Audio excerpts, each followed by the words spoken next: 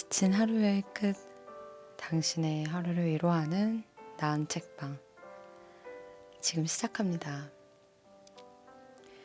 비트님 안녕하세요. 반갑습니다. 인간님 안녕하세요. 반갑습니다.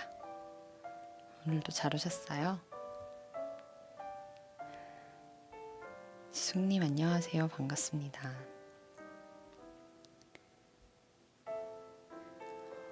여러분, 월요병 다음으로 가장 일주일이 길게 느껴지는 화요일이네요. 오늘 하루 어떻게 보내셨나요? 저는 그다지 생산적이게 보내진 못한 것 같아요. 뭔가 야심차게 보내고 싶은 마음은 있었는데 하루가 왜 이렇게 빨리 지나가는지요. 비트님 감기 걸리셨구나. 아이고. 좋아요 하트 고맙습니다. 인간님 비생산의 절정. 맞아요. 그러니까요. 아니 오히려 월요일보다 더 지치고 괜히 이렇게 무기력해지는 건 왜일까요? 인간님 좋아요 하트 고마워요. 오늘은 유독 날씨나 뭐 이런 몸 컨디션 이런 영향을 떠나서 그냥 좀 처지더라고요. 여러분은 하루 어떻게 보내셨나 궁금했는데 참 네, 다들 비슷하네요. 네, 인간님 나무 어릴 때 분명 읽었는데 기억이 1도 없네요. 네, 이게 저는 이번에 그 추천해 주셔서 처음 읽어봤는데 베르나르 베르베르에서 단편 소설은 제가 이번 책이 처음이에요. 그래서 이 책이 작은 이야기들이 모인 하나의 책이어서 한 이야기당 한 20페이지씩 정도로 다 끊어지거든요. 그래서 가볍게 읽기 좋고, 네, 맞아요. 그랬던 것 같아요. 그래서 더 기억이 안 남으실 수도 있어요. 뭔가 이게 큰 서사를 갖고 어떤 세계관이 막 드러나는 것보다는, 베르나르 베르베르 특유의, 그 위트 있으면서 좀 담담한 시선에서 이렇게 툭툭 재밌는 상상력은 나오되, 네, 맞아요. 정말 재밌는데, 이게 되게 일상적인 것들에서 약간 뒤틀려서 그리는 이야기들이어서, 뭔가 이게 딱 하나씩 완벽히 기억나고 이러진 않을 수도 있을 것 같다는 생각이 들더라고요. 맞아요. 엄청 재밌게 읽은 건 분명한데. 그래서, 제가 아직 다 읽지는 못했어요. 그런데, 몇 개 에피소드 중에 좀 제가 인상 깊다 싶은 거를 하나 읽어드리면 좋을 것 같아서 일단 가지고 와봤어요. 역시나 뭐 베르나르 특유의 이렇게 위트 있게 사람을 이렇게 인간의 모습을 들여다보는 그런 묘사들이 나오고요. 그리고 또 그 상상력이 또 역시나 굉장히 뛰어나요. 어느 거 하나 평범한 설정은 없고요.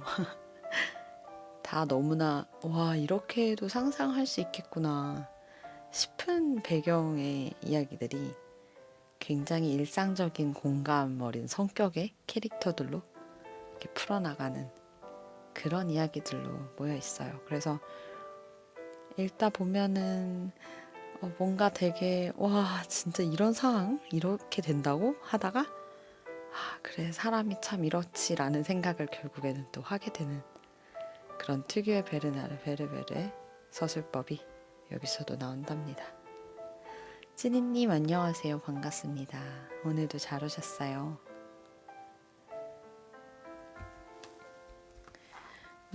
이 작가인 베르나르 베르베르가 7살 때부터 이야기꾼으로 글발을 날렸던 건 익히 유명한 사실이죠. 7살 때부터 단편소설을 쓰기 시작했대요. 제가 지난번에 방송에서 워낙 좀 제가 소설 편식이 좀 심한 사람이라서 베르나르 베르베르 것만 이미 2개를 소개해드렸었죠. 하나는 제3인류였고 또 얼마 전 지난주에 방송했던 파피용이 있었죠. 그 두 가지 장편 소설을 읽어드린 후에 이제 파피용을 읽을 때 이제 이 나무를 추천을 해주셔가지고 제가 오늘 이렇게 이 책을 가지고 오게 됐고,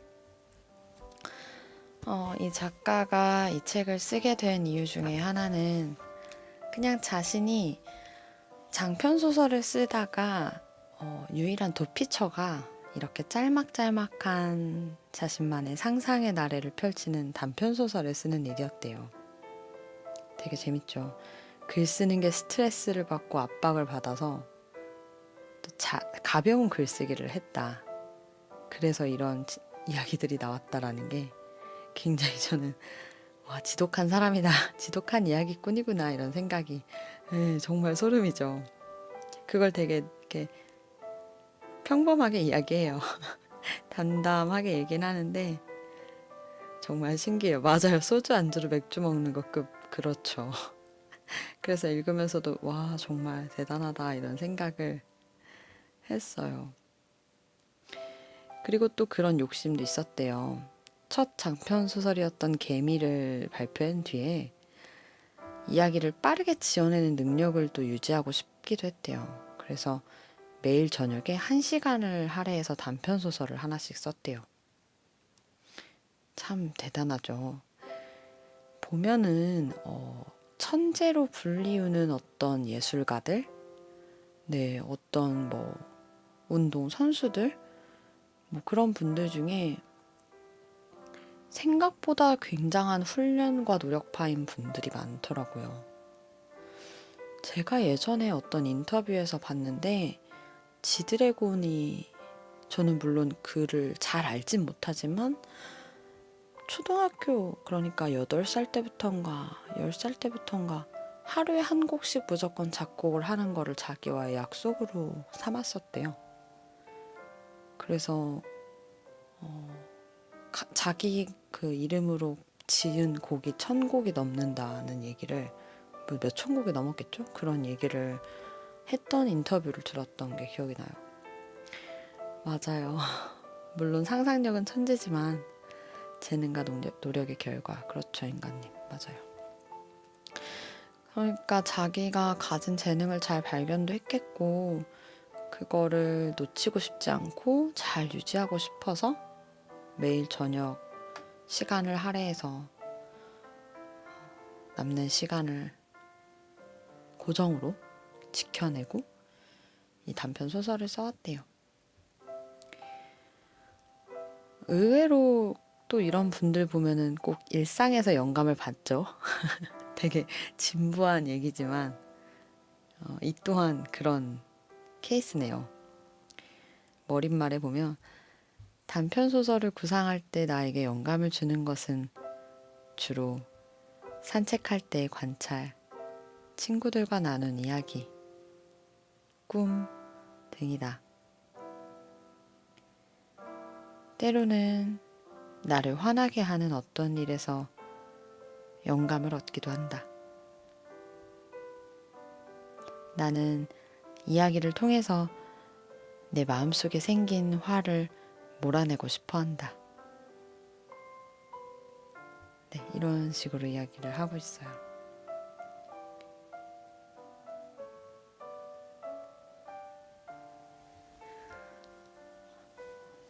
어떻게 보면 제가 어제 이제 내 안에서 나를 만드는 것들 그 책을 읽어드렸을 때도 말씀드렸지만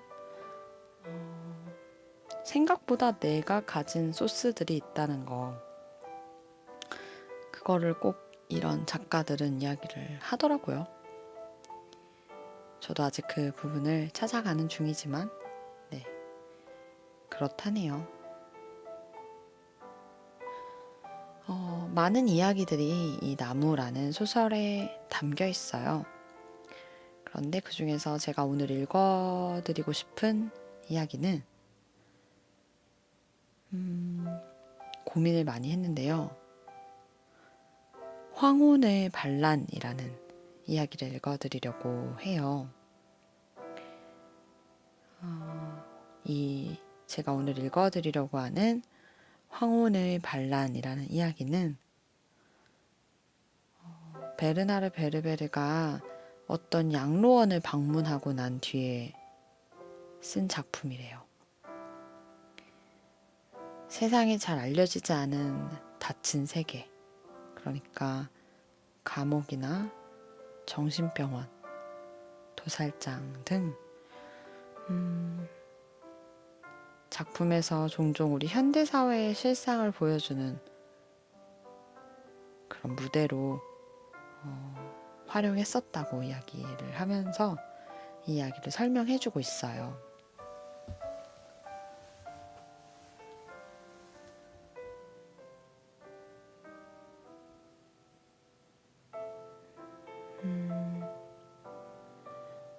오늘도 역시 잘 튕기네. 인간님 그러게요. 좀 튕기시는 것 같네요. 요즘에 스푼이 저도 한동안 방송하면서도 몇 번씩 튕기고 했었거든요. 그래서 굉장히 난감한 적이 꽤 있었는데 방송 들어와 주시는 팬분들 중에서도 이렇게 튕기는 경우들이 있으시더라고요. 좀 서버가 좀 안정적이게 되면 좋을 텐데요. 그쵸?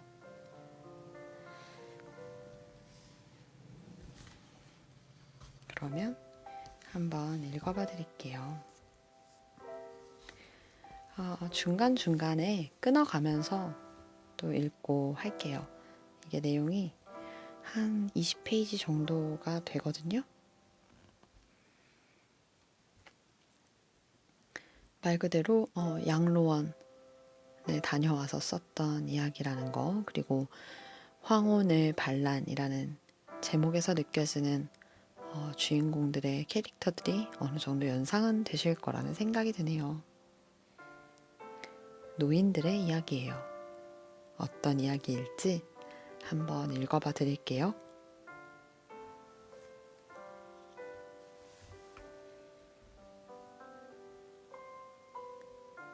황혼의 반란.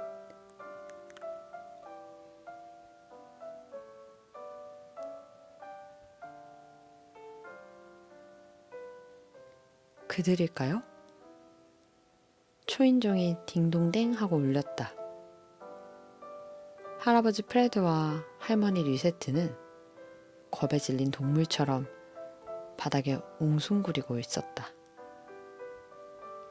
아냐, 그럴 리가 없어. 우리 자식들은 절대로 그들이 오게 내버려 두지 않을 거요.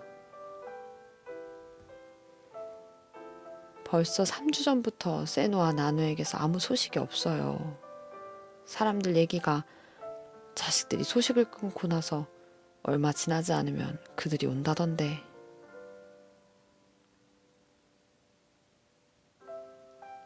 두 노인은 조심스럽게 창가로 다가가 밖을 내다보았다. 닭장처럼 철망을 쳐놓은 대형 버스가 보였다. 바로 그 악명 높은 휴식, 평화, 안락센터의 버스였다. 그 행정기관의 약자 CDPD. 그리고 흔들의자와 리모컨과 카밀레 꽃을 나타낸 로고가 차체에 선명하게 찍혀 있었다. 분홍색 제복을 입은 대원들이 버스에서 내렸다. 그들 중에 한 사람은 반항하는 노인들을 붙잡는 데 쓰는 커다란 그물을 한껏 감추고 있었다.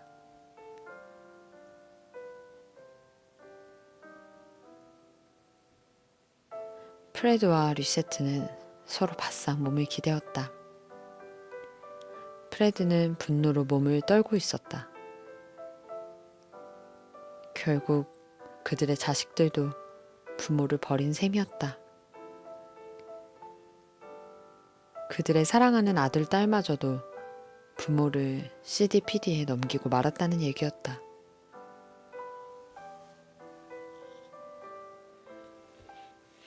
그날이 오기 전까지 프레드는 설마 그런 일이 있으랴 하고 생각했다. 다른 집 자식들은 다 그래도 자기네 자식들은 절대 그러지 않을 것이라고 믿었다. 세상이 어떻게 돌아가는지 모르는 맹문이라서 그렇게 생각했던 건 아니었다. 그는 그런 행동이 갈수록 확산되고 있다는 것을 잘 알고 있었다. 몇 년 전부터 노인들을 배척하는 운동이 점점 노골화되고 있었다. 정부는 처음에 노인들을 지지했다. 입에 발린 소리지언정 노인 공경의 미덕을 저버리지 않았다. 그러더니 얼마 안 가서 노인들을 여론의 심판에 넘겨버렸다. 한 사회학자가 텔레비전 저녁 뉴스에 나와서 사회보장의 적자는 대부분 70세 이상의 노인들 때문에 생긴다는 사실을 증명해 보였다. 그러자 노인 배척 운동의 전선에 생긴 그 돌파구를 이용하여 정치인들이 공격에 가세하였다. 그들은 의사들이 너무 쉽게 약을 처방한다고 비난하였다.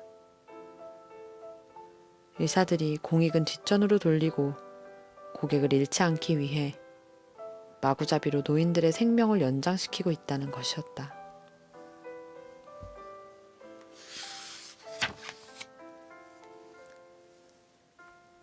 사태는 갈수록 나빠지기만 했다. 학자들의 분석이 나온 지 얼마 되지 않아 대폭적인 예산 삭감이 이어졌다. 먼저 정부는 인공심장의 생산을 중단시켰다.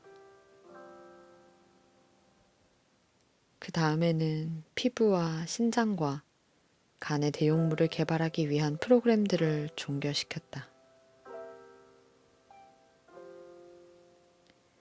대통령은 신념 담화를 통해 노인들을 불사의 로봇으로 만들 수는 없습니다.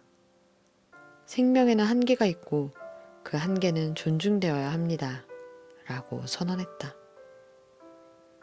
그러면서 노년기와 극노년기의 국민들은 생산하지 않고 소비만 힘으로써 국가가 민심에 반하는 세금을 부과하게 되고 프랑스 사회가 퇴보하는 듯한 이미지를 주고 있다며 주장했다.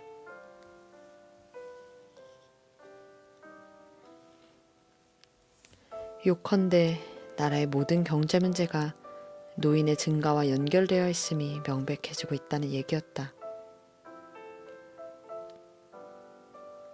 이상한 것은 그 담화가 75세 노인의 입에서 나온 것이고 그의 뛰어난 업무 수행 능력 자체가 상당 부분 첨단 의학의 보살핌 덕분에 발휘되고 있는 것임에도 아무도 그 사실을 지적하지 않았다는 점이다.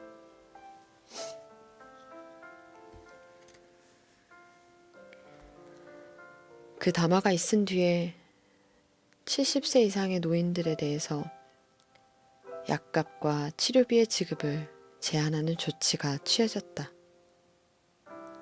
75세부터는 소염제에 대해 환급을 받을 수 없게 되었고 80세부터는 치과 치료에 대해 85세부터는 위장 치료에 대해 90세부터는 진통제에 대해 환급을 받을 수 없게 되었다.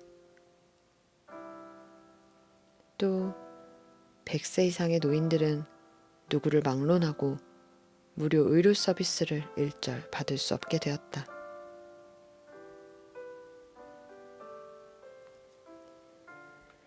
광고 제작자들은 그런 흐름에 편승하여 역사의 길이 남을 반노 캠페인으로 정치인들의 뒤를 따랐다. 노인을 비하하고 배척하는 광고 문구가 처음으로 나타난 것은 어떤 개먹이 광고였었다.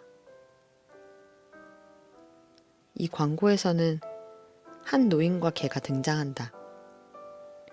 노인이 개밥 그릇에 담긴 먹이를 훔치려고 하자 개가 송곳니를 드러내며 으르렁댄다. 그러면서 플리키, 바로 당신의 할아버지가 꿈꾸는 먹이입니다. 라는 문구가 나타난다. 그쯤 보건복지부에는 이런 말이 들어간 포스터가 나붙었다. 65세는 괜찮아요. 70세요? 손해의 시작이죠.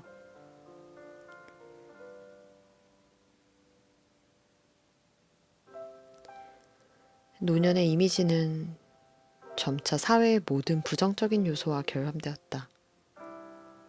인구 과밀, 실업, 세금 등이 모두 자기들 몫의 회전이 끝났음에도 회전 목마를 떠나지 않고 있는 노인들 탓이 되어버렸다. 레스토랑 문에서 70세 이상 출입 금지라는 팻말을 발견하는 것은 드문 일이 아니었다. 행여 반동분자로 몰리게 될까봐 이제 아무도 노인들을 옹호하려 들지 않았다.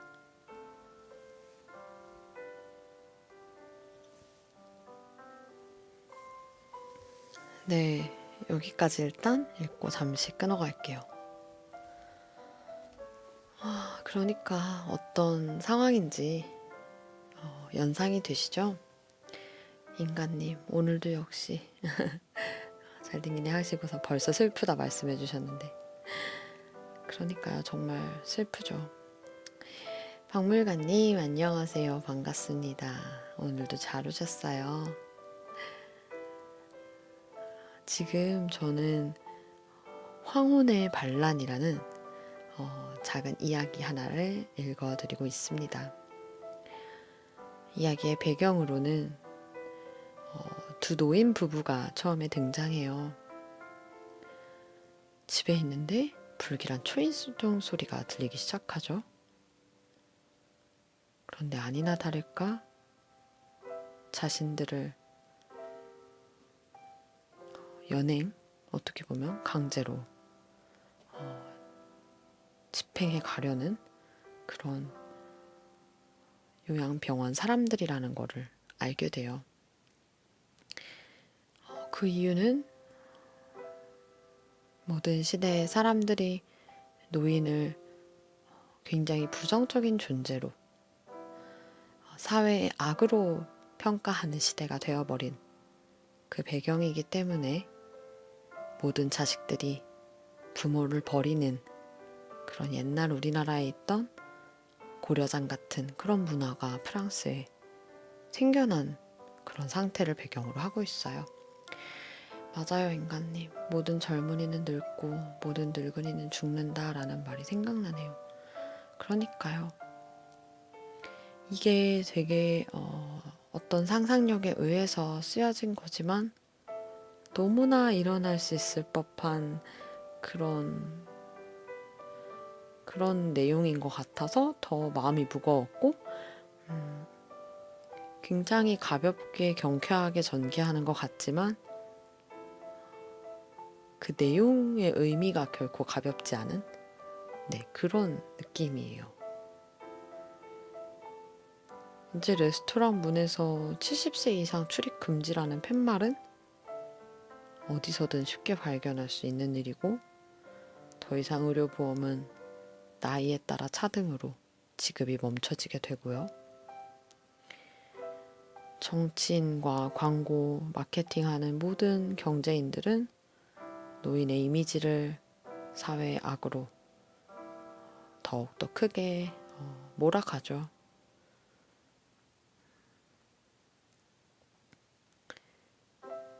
그런 상황에서 이런 환경이 나온 뒤 다시 그 두 노인 프레드와 리세트 부부의 이야기로 다시 돌아갑니다. 한번 또 읽어봐 드릴게요.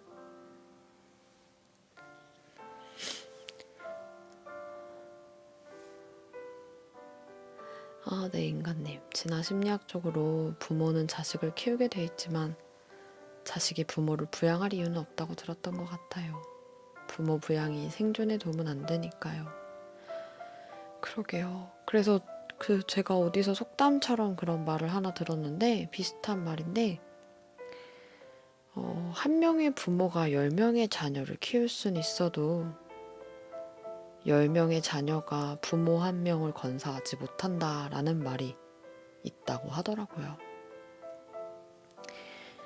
그만큼 내가 부모일 때랑 자식일 때와의 그 마음의 크기가 그 무게와 헌신의 마음이 다르다는 거죠. 이 말을 듣고 어찌나 마음이 울컥하던지.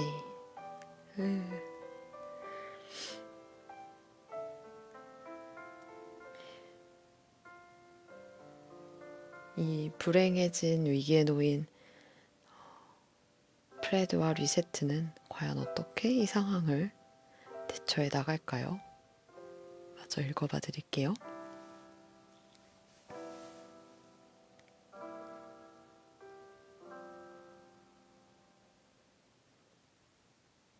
현관의 초인종이 다시 울렸다. 프레드와 리세트는 몸을 움찔하였다. 열어주지 맙시다. 저들은 우리가 없다고 생각할 거요. 프레드가 그렇게 속삭였다. 그는 여전히 부들부들 떨고 있었다.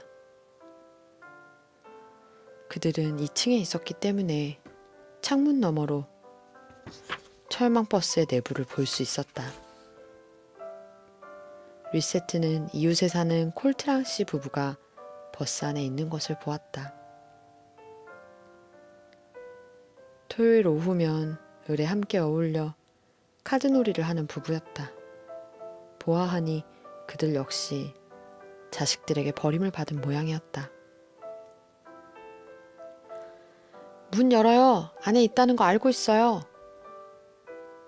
그물을 지니고 있는 직원이 현관문을 주먹으로 쾅쾅 두드렸다. 노부부는 서로 기대어 다시 몸을 웅크렸다. 성난 주먹질이 멎는가 했더니 발길질이 그 뒤를 따랐다.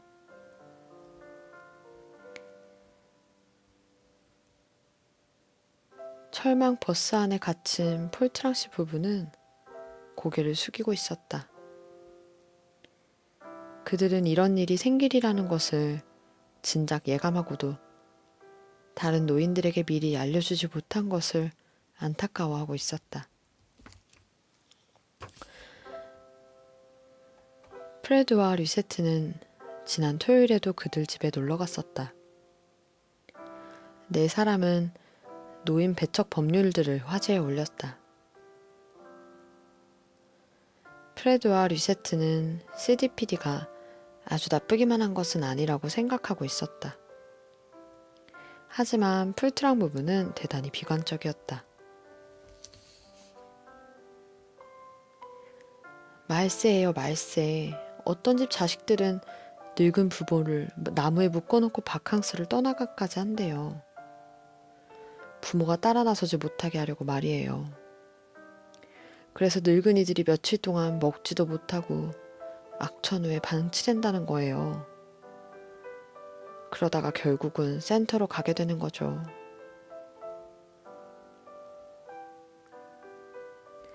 센터에서는 어떻게 지낸대요? 리세트가 별 생각 없이 그렇게 묻자 폴트랑 씨 부인은 겁에 질린 표정을 지으며 말했다. 그건 아무도 모르죠. 광고에서 주장하기로는 노인들에게 여행을 시켜준다고 하던데요. 타이며 아프리카며 브라질 등지로 놀러가게 해준다면서요. 그 말에 폴트랑 씨가 코웃음을 쳤다. 그건 공식적인 선전일 뿐이에요. 정부가 그러잖아도 우리 때문에 돈이 너무 많이 든다고 불평하는 판에 우리에게 외국 여행까지 시켜줄 리가 있겠어요? 센터에서 무슨 일이 벌어지고 있는지에 관해서 뭔가 짚히는 게 있어요. 내 생각은 정부가 선전하는 것보다 훨씬 더 비관적이에요. 뻔한 거 아니에요? 그저 우리 늙은이들에게 주사나 놓겠지요. 그게 무슨 뜻인가요? 그들은 우리를 없애버리기 위해 독극물 주사를 놓고 있어요. 설마요. 그건 너무... 그들이 우리를 곧바로 제거한다는 얘기는 아니에요. 얼마 동안은 우리를 데리고 있죠. 우리 자식들이 생각을 바꿀 경우에 대비해서 말이에요. 하지만 노인들이 바보가 아닌 이상 자기들에게 주사를 뒀는데 그냥 가만히 있겠어요? 그들이 독감 예방주사를 놓는다며 노인들을 속이는 거죠. 긴 침묵이 이어졌다. 그런데 풀트랑 씨는 어떻게 그런 걸 잘 알고 있죠?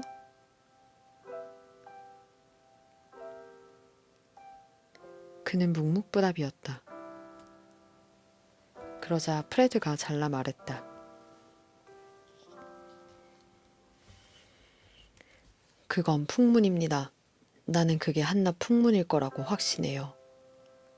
세상에 아무리 인정이 메말랐다고 해도 그렇게까지 못 인정할 수는 없어요.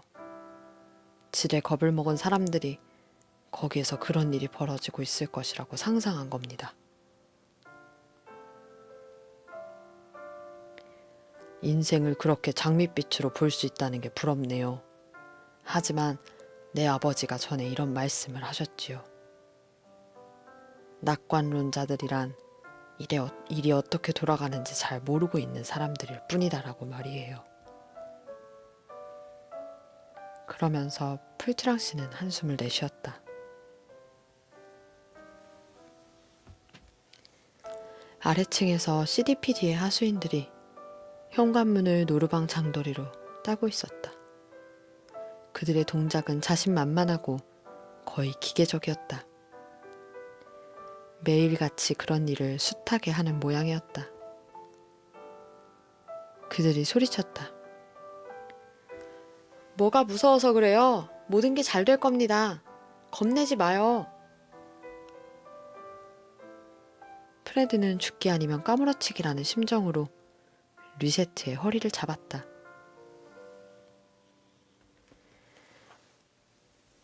리세트는 남편이 무엇을 하려고 하는지 알아차렸다. 마음이 통한 두 사람은 함께 창턱으로 올라가 훌쩍 뛰어내렸다. 그들이 떨어진 자리에 쌓여있던 쓰레기 더미가 추락의 충격을 완화시켜 주었다.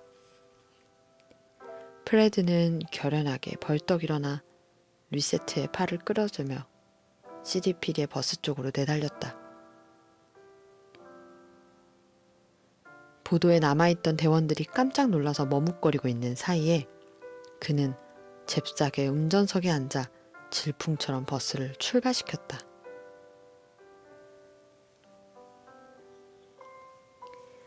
그는 한참 동안 버스를 산 쪽으로 몰고 갔다. 버스에 타고 있던 20명의 다른 노인들은 아직 충격에서 벗어나지 못하고 있었다. 그가 차를 세웠다. 아무도 말문을 열지 않았다. 긴 침묵을 깨고 마침내 프레드가 말했다. 압니다. 우리는 어쩌면 큰 잘못을 저지른 것일 수도 있습니다. 하지만 나는 내 직감이 시키는 대로 따르는 버릇이 있습니다. 내가 느끼기에 그곳은 CDPD는 정말이지 전혀 갈 만한 곳이 못 됩니다.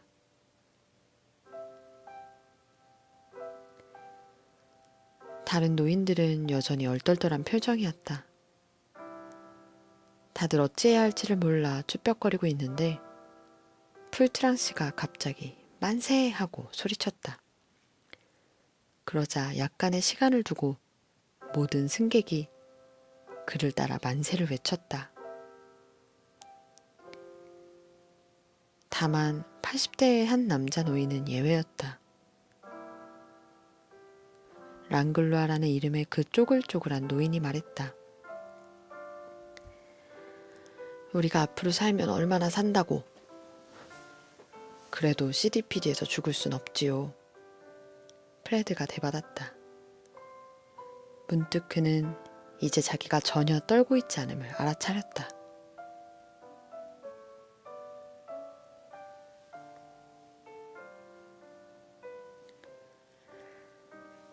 네, 여기까지 읽고 잠시 끊어갈게요. 현찬님 안녕하세요. 반갑습니다. 좋아요 하트도 고마워요. 히어로님 안녕하세요. 하이루 반가워요. 좋아요 하트도 고맙습니다. 타이박느님 안녕하세요. 반갑습니다. 오늘도 또 오셨네요. 반가워요. 우리 박물관님 좋아요 하트 고맙습니다. 지금 제가 읽어드리고 있는 이야기는 베르나르 베르베르 소설 나무의 단편소설 나무의 한 가지 이야기 황혼의 반란이라는 에피소드를 읽어드리고 있어요. 박물관님 장미꽃 한 송이 감사해요. 현찬님 오렌지 주스 한 잔 잘 마실게요.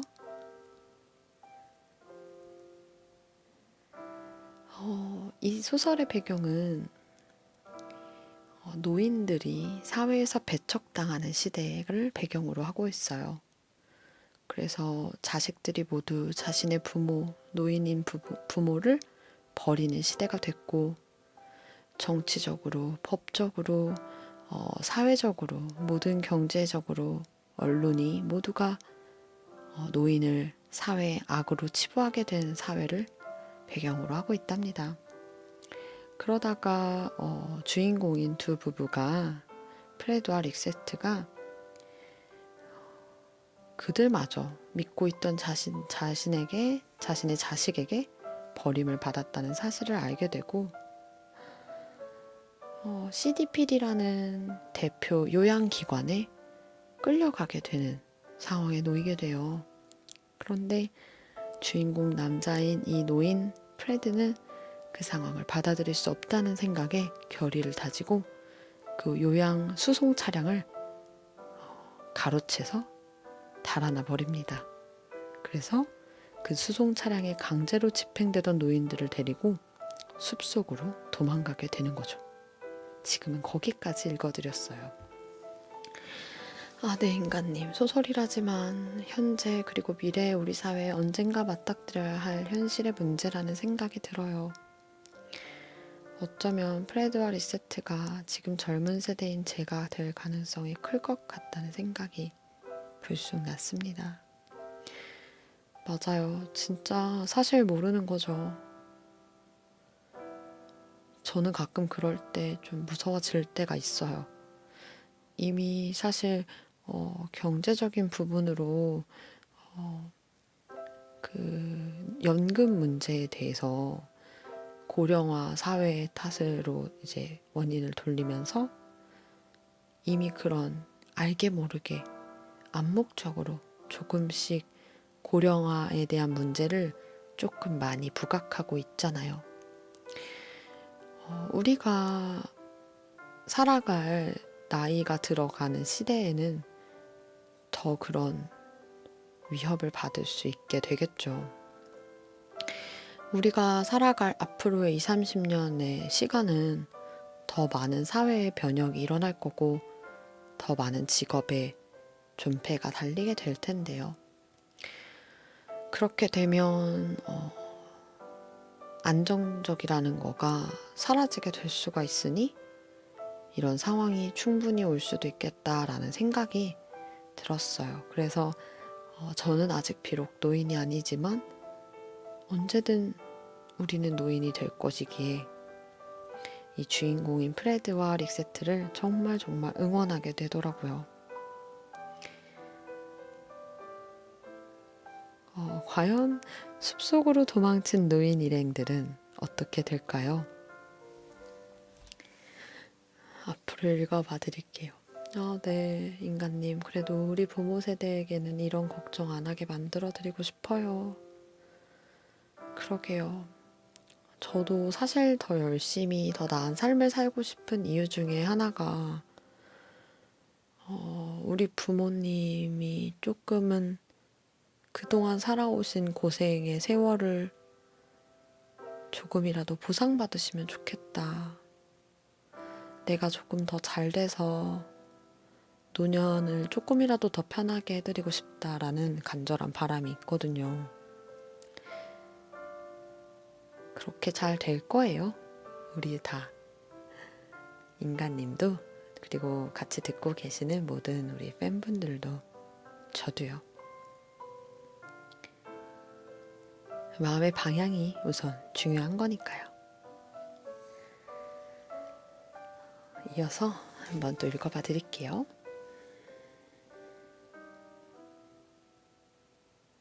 풀트랑 씨 부부와 다른 노인들은 앞을 다투어 프레드와 리세트에게 고마움을 표시하고 그들의 영웅적인 행동을 칭찬하였다.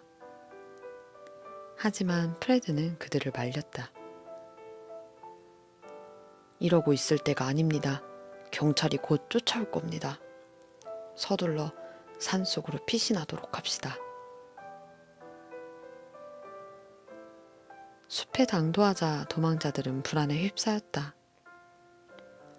날씨가 추운데, 여기엔 산짐승들이 많을 텐데. 배고파요. 거미야 뱀이 있을 게 틀림없어. 내 맥박 조절기의 건전지가 다 되어가고 있어.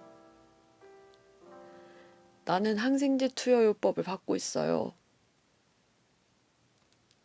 프레드가 그들을 지켜보다가 말문을 열었다.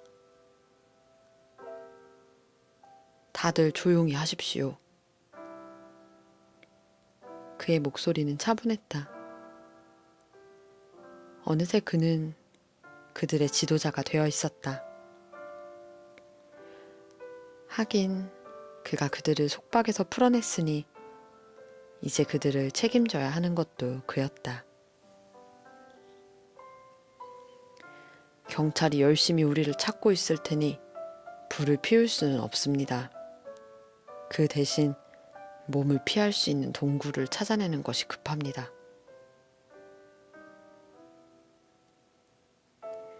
프레드의 침착한 모습에 다른 노인들도 냉정함을 되찾았다.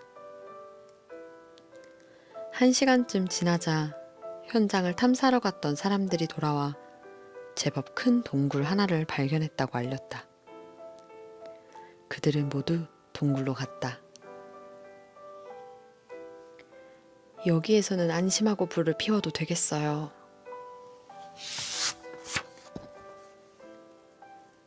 폐암에 걸려서도 담배를 많이 피우는 살베리 여사가 지포라이터를 꺼냈다.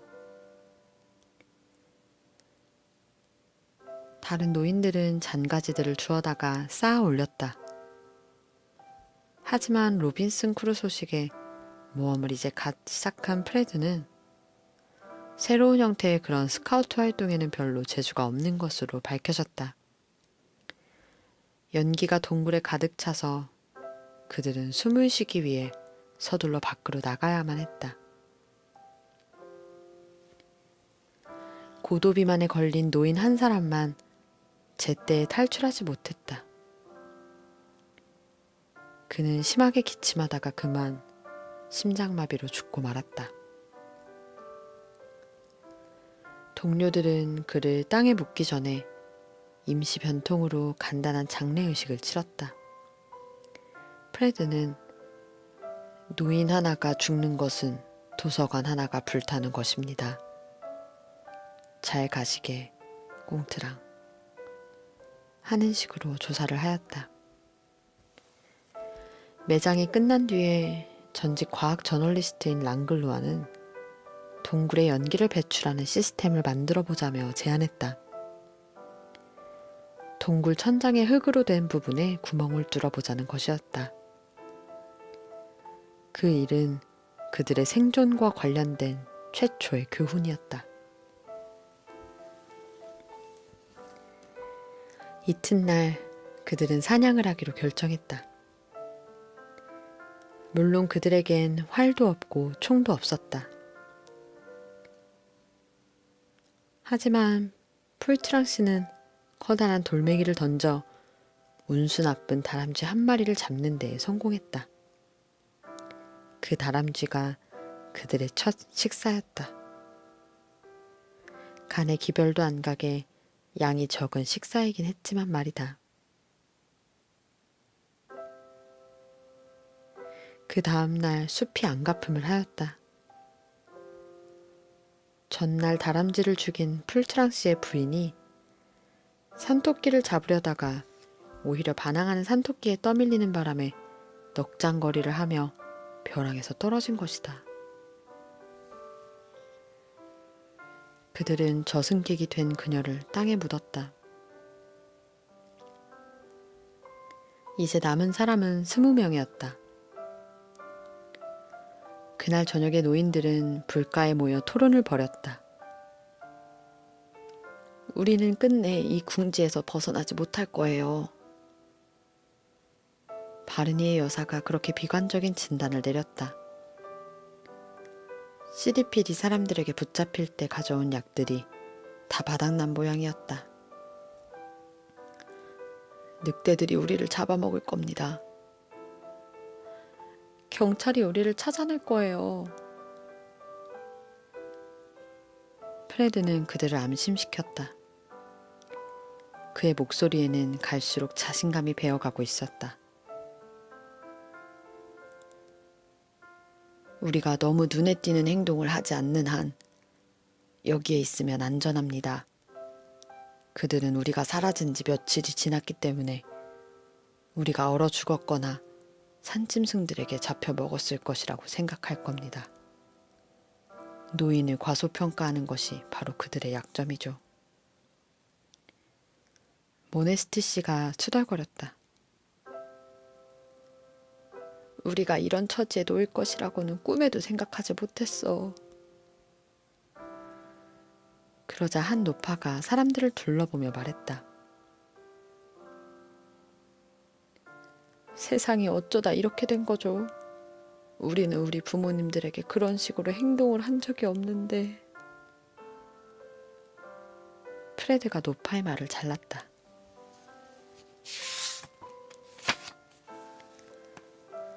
추억을 자꾸 되새기는 일은 그만두기로 합시다. 한탄과 하소연도 부질없습니다. 이제 현재 속에서 살기로 합시다. 젊음을 숭배하는 시대의 조류에 우리 자식들이 세뇌되었다는 것은 여러분도 잘 아실 겁니다. 우리 자녀들은 육체의 아름다움에 너무 집착합니다.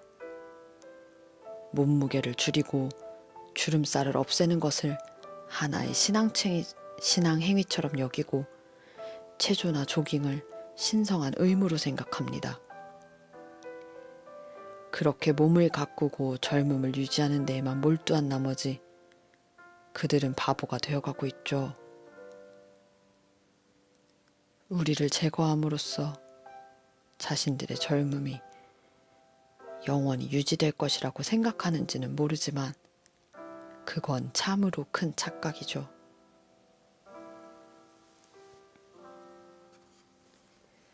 그 작은 공동체의 구성원들이 박수갈채를 보냈다. 그때 갑자기 동굴 입구에 실루엣 하나가 나타났다. 노인들은 일제히 벌떡 일어나 자기들이 만들어 놓은 투창 쪽으로 잘 달려들었다. 하지만 다들 너무 심하게 떨고 있었기 때문에 설령 창을 던진다 해도 표적을 제대로 맞추기가 어려울 듯 했다. 첫 번째 실루엣에 이어 다른 세 사람의 실루엣이 잇따라 나타났다. 노인들은 모두 엄청난 공포에 휩싸였다. 프레드는 두려움을 억누르면서 횃불 하나를 잡고 입구 쪽으로 나아갔다. 목소리가 떨리는 것을 막으려고 애쓰며 그가 물었다. CDPD에서 나왔소? 한 발 더 다가가 보니 그들은 CDPD 체포대원들도 아니었다. 경찰관이나 간호사들도 아니었다. 거기에는 동굴 속의 도망자들과 똑같은 늙은이들이 서 있을 뿐이었다.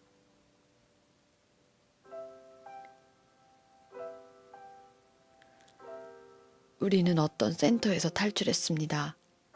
여러분이 도주했다는 소식을 듣고 며칠 전부터 여러분을 찾아다녔어요.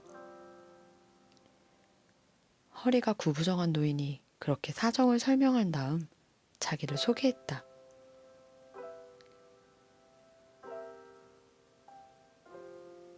나는 발랑베르그라고 합니다. 전직 의사죠. 그 옆에 서 있던 이가 빠진 노부인이 자신은 발랑베르그 박사의 아내라고 소개했다. 그러자 프레드가 다시 차분해진 표정으로 말했다. 반갑습니다. 잘 오셨습니다.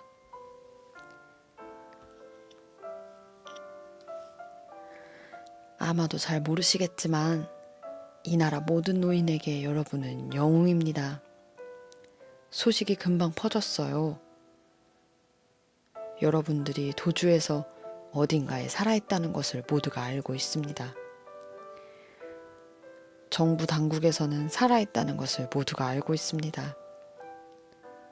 정부는 여러분들의 시신을 찾아냈다고 했지만 우리가 그 말을 믿을 것이라고 생각했던 모양입니다. 하지만 그들이 제시한 사진은 가짜였죠. 그걸 알아차리는 건 어려운 일이 아니었어요. 그 시체들이 너무 젊어 보였으니까 말이에요.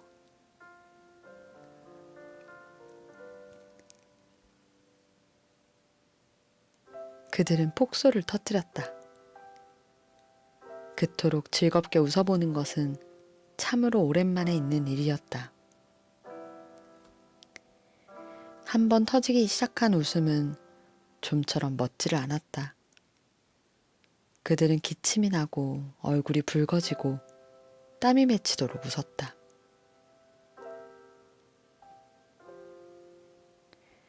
그들은 이제 24명이었다. 새로운 노인들은 자기들이 챙겨온 물건들을 꺼내놓았다. 종이, 볼펜, 칼, 보청기, 안경, 지팡이, 의약품, 가느다란 끈, 모두가 요긴하게 쓰일 물건들이었다. 발랑베르그 박사는 연발식 소총까지 한 자루 가져왔다. 리세트가 소리쳤다. 굉장하네요. 이제 적들이 포위 공격을 한다 해도 버틸 수 있겠어요. 그래요. 하지만 이게 전부가 아니에요. 다른 노인들이 곧 우리와 합류할 게 틀림없어요.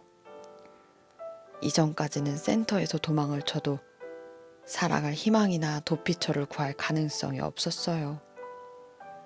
그래서 도망쳤던 사람들이 다시 붙잡히고 말았지요. 이제 그들은 알고 있어요.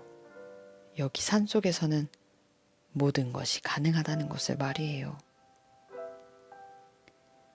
지금쯤이면 수백 명의 노인들이 우리를 찾아 이 지역을 샅샅이 뒤지고 있을 것이라고 확신해요.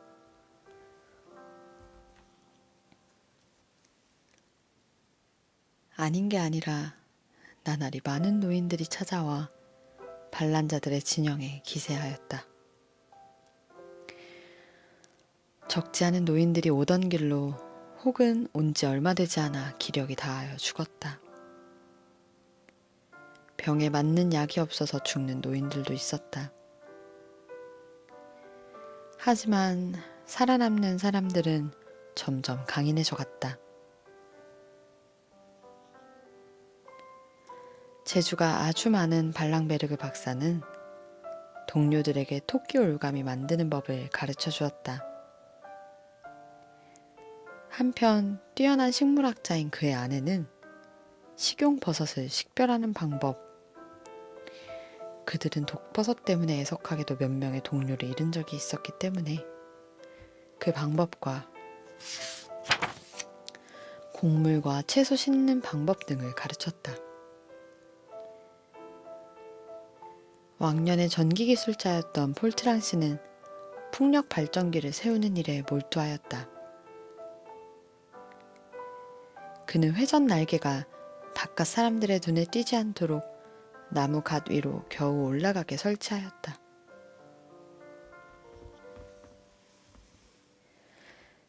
그들은 오래지 않아 그 풍력 발전기 덕분에 동굴 안에 전등을 달게 되었다. 프레드는 근처의 샘에서 동굴 속으로 물을 끌어들이는 일을 맡았다. 그 모든 노력의 결과로 숲에서 사는 일이 한결 쉬워졌다. 그들은 자기들이 살아남은 것을 스스로 대견하게 여겼다. 프레드가 힘주어 말했듯이 그들의 삶은 하루하루가 기적이었다.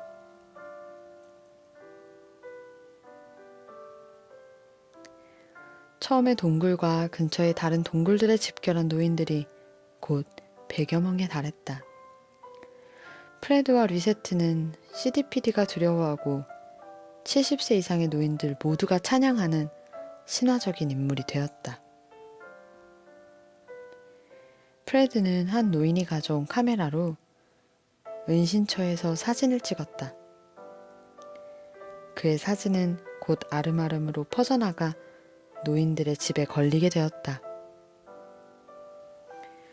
반란자들은 자기네를 지칭하는 이름과 스스로를 즉결시키기 위한 슬로건을 찾아냈다.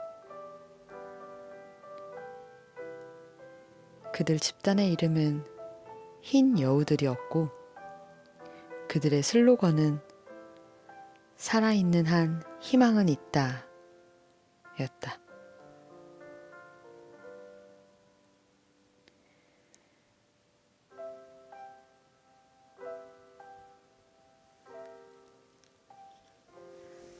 이어서 그들은 국민들을 상대로 직접 선전 활동을 전개하기로 결정하고 다음과 같은 내용의 전단을 작성하였다.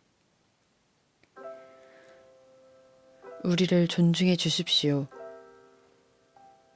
우리를 사랑해 주십시오.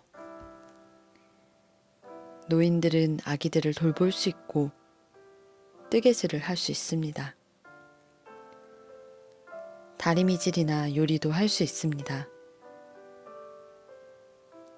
시간이 많이 걸려서 젊은이들이 싫어하는 모든 일을 우리는 아직 얼마든지 할 수 있습니다. 우리는 시간이 흘러가는 것을 두려워하지 않기 때문입니다.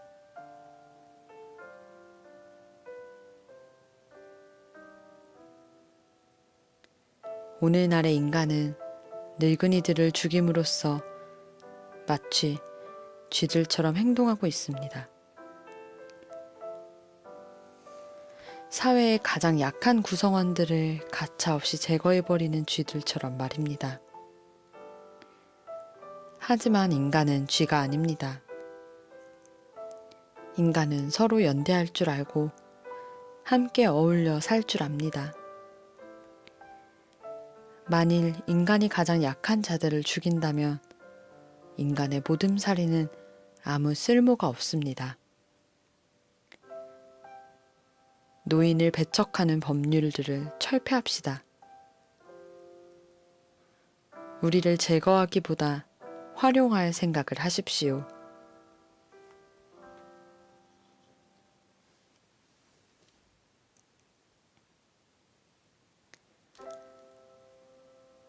그들은 이 호소문이 전국에 걸쳐 배포되도록 손을 썼다.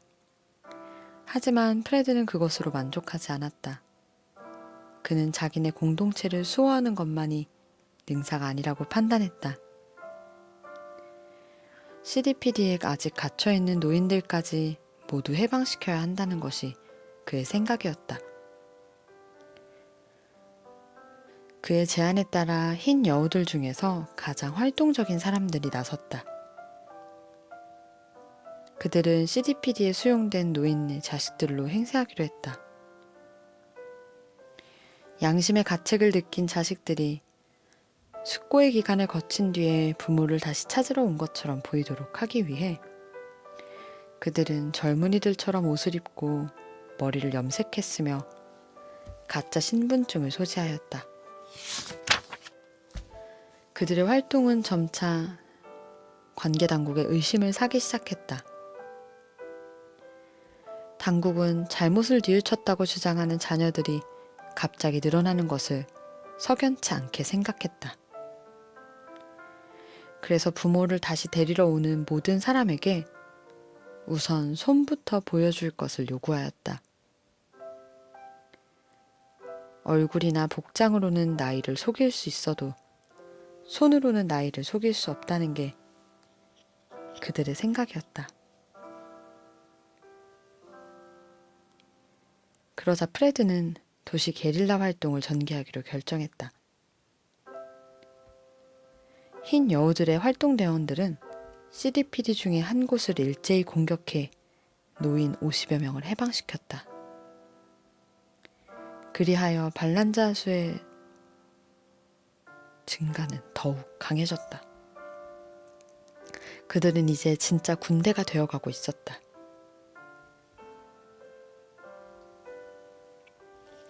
경찰과 CDPD는 반란자들이 숨어 지내는 동굴의 위치를 찾아내고 여러 차례 공격을 시도했다. 하지만 전직 장성들이 다량의 무기를 가지고 그들과 합류한 뒤로 그들은 만만찮은 전력을 갖추게 되었다. 보잘것없는 활이 무기의 전부였던 시절은 가고 그들은 이제 자동 소총과 60mm 박격포로 자기들의 전지를 방어하고 있었다.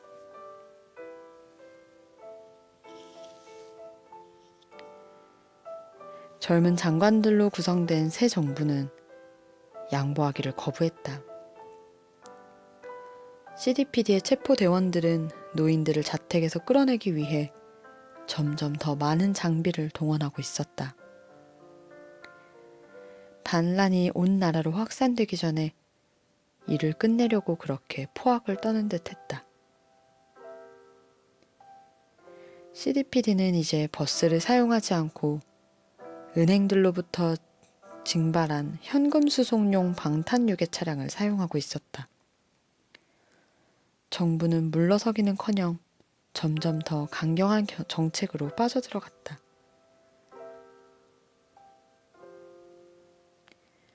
이제 60세 이상의 노인에게는 노동이 금지되었고 자녀들에게는 부모를 지원하는 것이 금지되었다. 그것에 대한 반발로 흰 여우들은 더욱 가열한 게릴라 공격을 벌였다.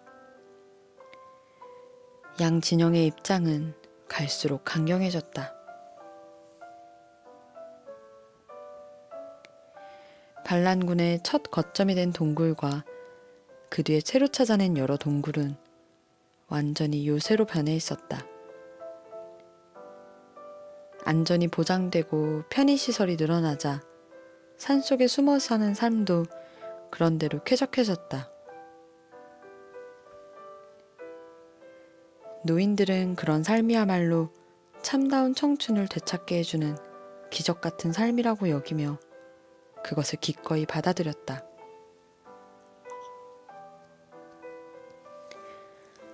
그들은 자기들의 게릴라 활동에 정부가 불안을 느껴 결국에는 노인배척 법률을 개정하게 되리라고 기대하였다. 자기들이 완강하게 저항을 계속하면 대통령이 자기들과 타협할 수밖에 없으리라는 것이 그들의 생각이었다.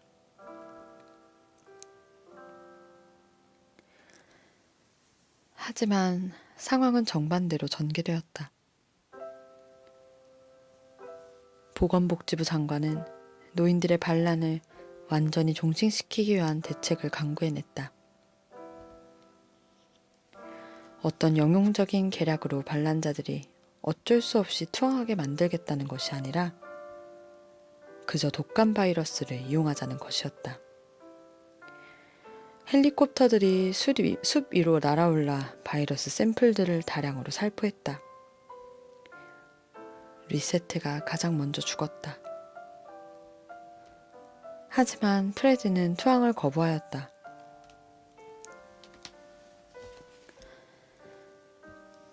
반란자들에게는 긴급히 백신이 필요했다. 하지만 정부는 그들이 백신을 구할 가능성에 대비하여 사전에 모든 재고를 폐기하도록 명령한 바 있었다.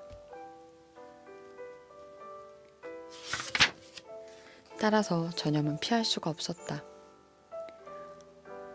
사망자가 갈수록 늘어갔다. 3주 후 경찰 병력이 흰 여우들 중에서 살아남은 자들을 체포하기 위해 출동했다.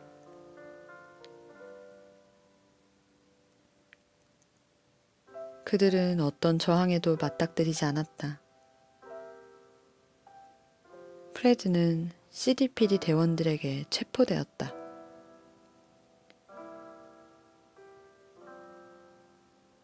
그 대원들은 20세 미만의 젊은이들로만 구성된 새로운 소대에 속해 있었다.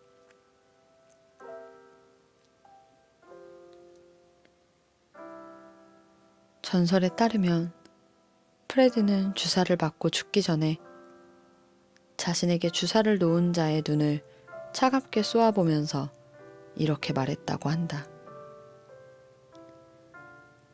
너도 언젠가는 늙은이가 될 게다.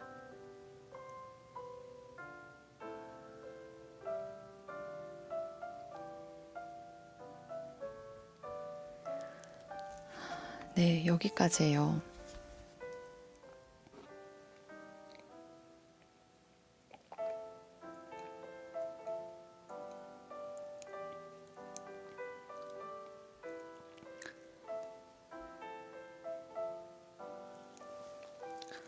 정말 장렬한 전쟁과 같은 반란의 시간이었죠.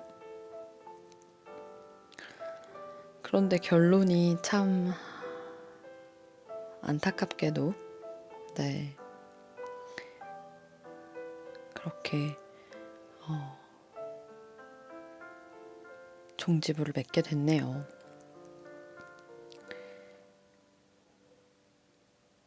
그런데 그 프레드의 마지막 말이 오늘 지금 우리에게 어쩌면 젊은이 모두에게 이야기하는 것이 아닐까라는 생각이 들어요. 네, 인간님, 내심 해피엔딩을 기대했어요. 맞아요. 저도 계속 이렇게 이 짧은 단편 소설이지만 몇 번이나 마음을 들었다 놨다 해줬는지 몰라요. 박물관님, 너도 언젠가는 늙은이가 될 테다. 그러니까요. 우리는 모두 언젠가 곧 늙어가겠죠. 그리고 늙은이가 되겠죠. 제가 그때 그 유발 하라리의 20일까지 재언 읽어드렸었잖아요.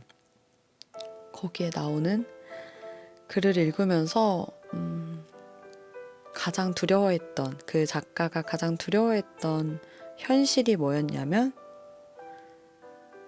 우리가 사회와 무관한 계층이 될 수도 있다라는 얘기였어요.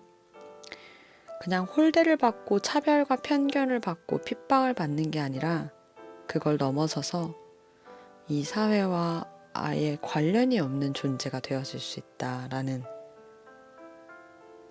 사회 무관층? 그런 존재가 될 수 있다는 거. 그런 존재가 많아질 거라는 안타까운 예측에 마음이 무거웠었죠. 그런데 이 소설을 읽으면서도 한 번 더 항상 이렇게 겸손해야겠다. 그리고 저는 그 마지막 멘트보다도 그 멘트가 굉장히 마음에 많이 울렸어요. 뭐냐면 프레드와 그 흰 여우들이 선전을 보냈던 편지 있잖아요. 공문. 우리들은 아직 쓸만합니다. 우리는 어린아이도 돌볼 수 있고 젊은이들이 이제는 더 이상 하기 싫어하는 일도 기꺼이 할 수 있습니다. 라는 얘기들이요. 우리는 시간이 흘러감을 두려워하지 않기 때문입니다. 우리를 버릴 생각하지 말고 우리를 사용할 생각을 해주세요. 아, 이 말이 되게 무섭게 와닿았어요. 되게 마음이 무거웠고, 지금 이미 우리나라에도 사회와 점점 무관해지는 계층이 많아지고 있다는 생각이 들어요. 점차 공공시설을 이용하는 것조차 다 기계화되고 정보화되다 보니까 그런 정보와 기계에 익숙하지 않고 사람을 대해서 모든 걸 해결했던 분들은 이제 은행 가는 것 하나도 쉬운 일이 아니게 돼버리고 있잖아요. 참 마음이 아파요. 사회적인 어떤 격차가 생긴다는 거, 그게 어떤 지표로든 가네요. 그런데 이렇게 나이라는 지표로도 이렇게 비참한 대접을 받을 수가 있게 되겠구나라는 생각을 하니까 네, 또 새삼 다시 여러 가지 생각이 들게 됐답니다.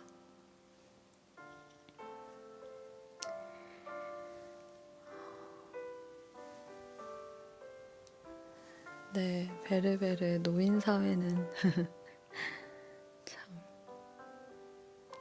어떻게 보면 다가올 미래의 현대사회를 단편적으로 이렇게 묘사해낸 것 같기도 하고요.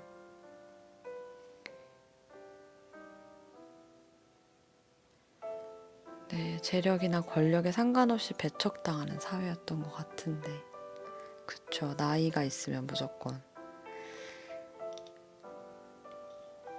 근데 또 나이가 있는데 권력 있는 노인들은 그쵸, 그 배척에서 자기 자리를 지켰겠죠. 굉장히 일부에 가진 노인들이요.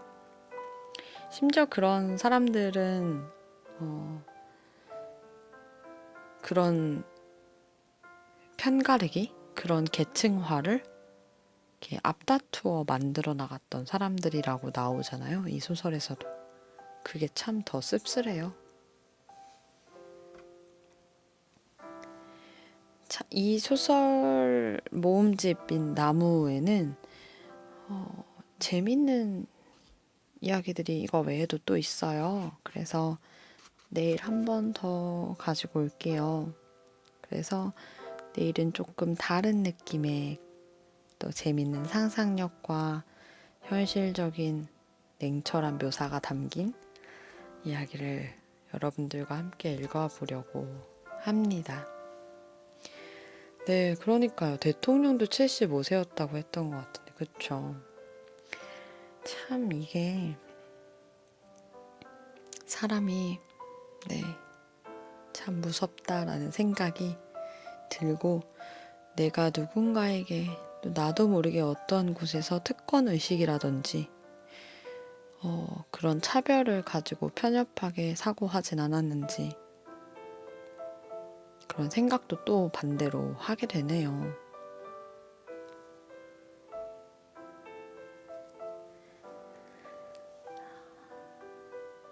오늘은 좀 평소보다 방송을 제가 한 10분 좀 넘게 더 오래 했는데 그래도 늦게까지 함께 자리를 지켜주신 분들 너무 고마워요. 늘 여러분 덕분에 제가 이렇게 힘내서 즐겁게 방송을 하네요. 오늘도 많이 고맙습니다.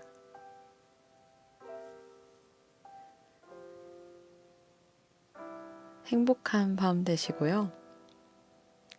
내일 저는 또 여러분들과 함께 책 읽기 위해서 찾아올게요. 박물관님 고맙습니다. 네, 저도 고마워요. 인간님 너무 집중해서 잘 들었습니다. 다행이에요. 고마워요. 제가 더 고맙습니다. 되게 집중해서 잘 들어주시고 흐름에 맞춰서 계속 리액션 너무 잘해주셔서 제가 진짜 즐겁게 읽었어요. 아, 네, 박물관님 표현이 서툴고 느려서 괜찮아요. 아유, 죄송하실 필요 없어요. 되게 존재 자체만으로 엄청 듬직해요, 박물관님.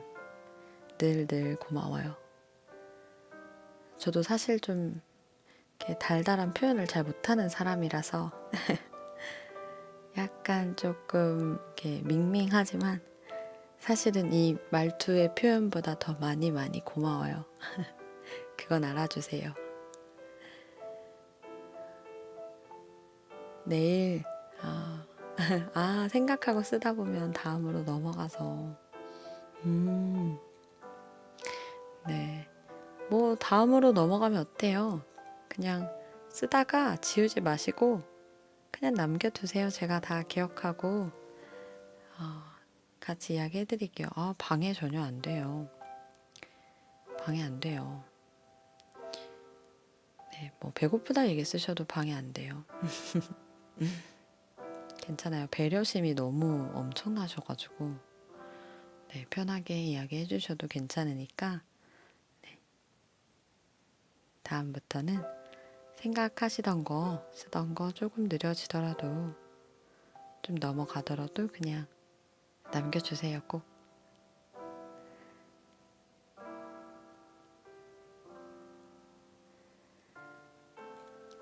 여러분, 내일 하루는 더 나은 하루 보내세요. 더 행복한 여러분들의 하루가 되기를 기도할게요. 네, 좋아요. 맞아요. 인간님 남겨주세요. 토론해요. 그럼요. 저희 나은 책방 이용하시는 분들은 네, 이게 항상 너무 제일 좋은 거기 때문에 여러분 굿나잇이에요. 좋은 밤 되세요. 고마워요. 인간님, 박물관님 그리고 다른 여러분들도 모두 고맙습니다. 그럼 내일 올게요. 안녕.